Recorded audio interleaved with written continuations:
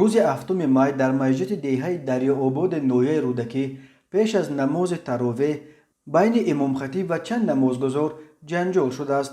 امام این مسجد ҷамолиддин неъматзода پسری مفتی سابق توجیکستان امانулلو неъматзода мебошад.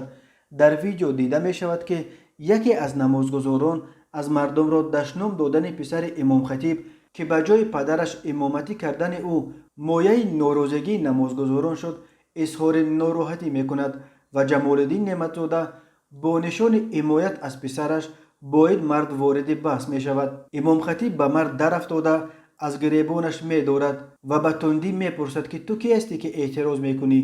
او می گوید یک آدم عادی از کولوب است و اینجا مهمانی آمده است، ولی از آن که هنگام دشنام شنیدن نگران است. در همین لحظه مولا ҷамолиддин از گریبان او داشته کشال می کند و می کوشد که او را به حجره دیگر مسجد برد. намозгузорон مانع می شوند و می گویند حضرت این کار را نکنید، شما خطیبید، عیب است.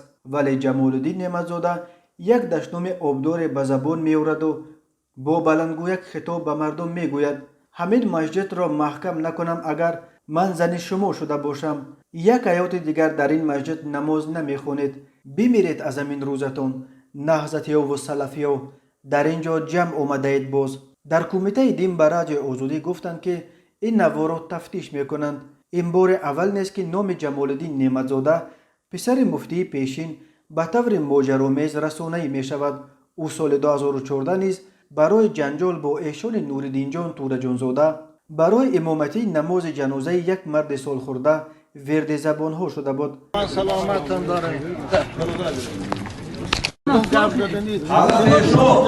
حضرت شما ببخشید که باز این نوعیت صاحب داره در برنامه روزکی در ویدیو جنازه که میگیم جنازه خونیتون ممکن میکنم وصیت شده من این مریدی پدر من ایزان نمیکشید شما فتنه میکنه برای جنازه. استغفرالله.